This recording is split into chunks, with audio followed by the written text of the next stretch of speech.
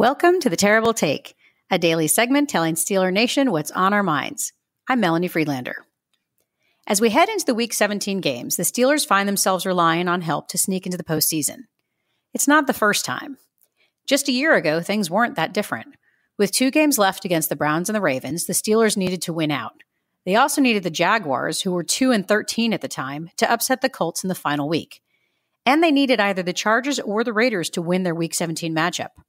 Remember how that game almost ended in a tie? In 2015, the Steelers needed a little help too, and got it from a fairly mediocre Bills team who beat the Jets in the final week of the regular season. Primanti sandwiches were sent to Buffalo as a token of appreciation, and the Steelers were sent to Cincinnati for the wild card round. An absolutely insane 60 minutes that no Steelers fan will ever forget. Big Ben's return from the locker room with a barely functioning arm, absurd penalties by the Bengals melting down, a fumble recovery, and a field goal to seal the win that no one could have believed. Of course, we all prefer the dominant seasons when the Steelers win the AFC North and even earn a bye week in addition to the home field advantage. This season was never going to be that scenario. Early on, it looked like the Steelers could be eliminated from the playoffs before December was halfway over.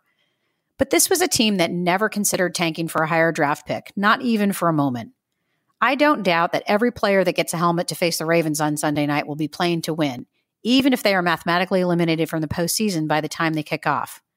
Listen to Najee Harris, Cam Hayward, and Kenny Pickett when they talk about the remaining games. They want to win no matter what.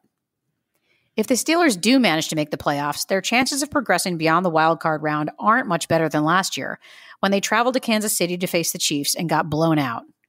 The current top seeds are the Chiefs and the Bills, who both look ready to make a Super Bowl run. If you're the betting type, you wouldn't risk much of your own money on the chance that Pittsburgh advances to the divisional round.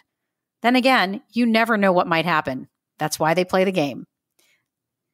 That's my take. You can follow me on Twitter @GirlSurgeon. Check out The Terrible Take every day at 5 p.m. Eastern Time. Follow us on SteelersDepot.com and check out The Terrible Podcast with Dave Bryan and Alex Kozora every Monday, Wednesday, and Friday.